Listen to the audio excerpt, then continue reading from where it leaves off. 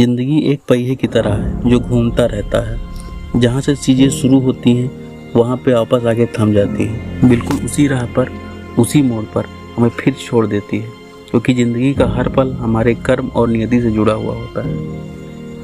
यह कहानी है राजस्थान के कोटा शहर से जुड़ी एक सच्ची घटना से प्रेरित किसी के असफल प्यार और प्रतिशोध की है। सपना सालोनी और उसके मासूम दोस्तों की दास्तान, जो समय के दुष्चक्र में फंस गए और उस मोड़ पर आकर थम गए जहां मौत उनका इंतजार कर रही थी। राणा साहब एक बहुत अमीर और आलीशान हवेली का मालिक था। उन्हें अपने से 10 साल छोटी उम्र की लड़की से प्यार हो गया था, लेकिन वो लड़की राणा साहब को अपने प्यार के मायाजाल में फंसा के उनकी जायदाद को छीन लेना चाहती थी। एक बार उस लड़की ने अपनी प्रेमी के साथ मिलकर राणा साहब को मार मार कर जमीन में गाड़ दिया। राणा साहब चीखे चिल्लाए, लेकिन उस लड़की ने उनकी एक न सुनी। बाद में राणा साहब ने मरते मरते साफ दे दिया कि मैं किसी को नहीं छोड़ूंगा, हर प्रेमी को मार दूंगा। जिस तरह से मेरे साथ धोखा हुआ है, मैं हर प्रेमी को मिटा दूंगा, मैं सबको मिट्टी में मिला दूंगा। और यह कहकर राणा साहब की मृत्यु हो गई। उसी दिन के बाद वो जगह और वह हवेली स्थापित हो चुकी थी।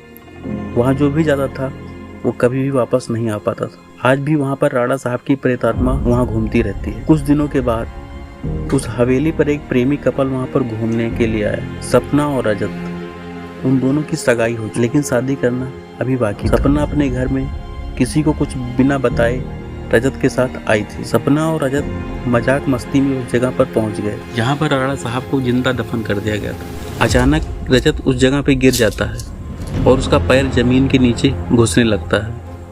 यह देखकर सपना डर जाती है और मदद के लिए चिल्लाने लगती है, लेकिन कोई भी उसकी आवाज को नहीं सुनता। सपना जब उस हवेली में मदद के लिए जाती है तो वहाँ उसे किसी के होने का आभास होता है। उसी वक्त तुरंत सपना गिर जाती है और कोई उसका पैर पकड़कर उसी जगह पर खींच के ले जाता है यहाँ राणा साहब जिंदा दफन हुए थे। बाद में सपना भी उसी जगह पर दफन हो जाती है। कुछ दिन बाद जब सपना अपने घर नहीं पहुंचती है, तब उसकी बहन सलोनी अपने पति समीर और कुछ मित्रों के साथ उसे ढूंढते ढूंढते उस हवेली पर पहुंच जाती है, जिसमें से समीर एक पैरानॉर्मल एक्टिविटी का एक्सपर्ट था। जब वो सब उस हवेली पर पहुंचे तब समीर को पता चल गया कि यहाँ पर किसी बुरी आत्मा का वास है। उसे सबको सूचित कर दिया।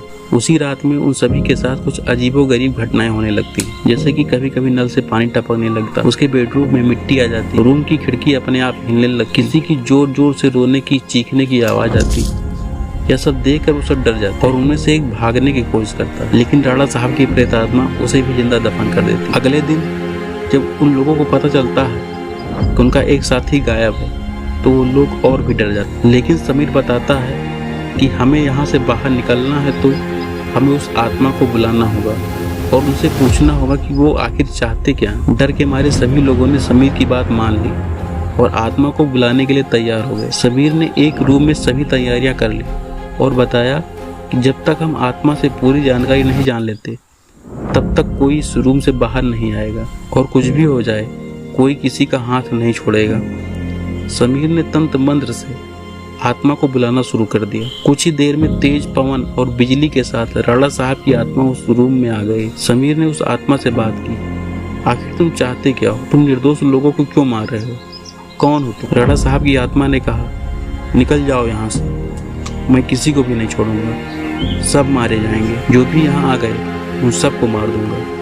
इतना कहकर वो आत्मा चली गई। उन लोगों ने बाद में सपना की आत्मा को बुलाया और पूछा आखिर उसके साथ हुआ क्या था। सपना की आत्मा ने उन सभी को सारी हकीकत बता दी और बोली, मुझे राणा साहब ने जमीन के नीचे दफन कर दिया है, प्लीज मुझे यहाँ से निकालो। सलोनी ने अपनी बहन सपना से पूछा, राणा साहब की आत्मा को कैसे मारा? सपना ने बताया कि राणा साहब ने हम सबको दफनाया है, वहाँ पास में माता जी का त्रिशूल है, उस त्रिशूल से राणा साहब की आत्मा को मारा जा सकता, इस महल को उनकी बुरी आत्मा बचाया जा सकता। इतना कहकर सपना की आत्मा भी वहाँ से चली गई। समीर, सलोनी और बाकी दोस्त तुरंत उस जगह पे गए जहाँ राणा साहब को दफनाया गया था।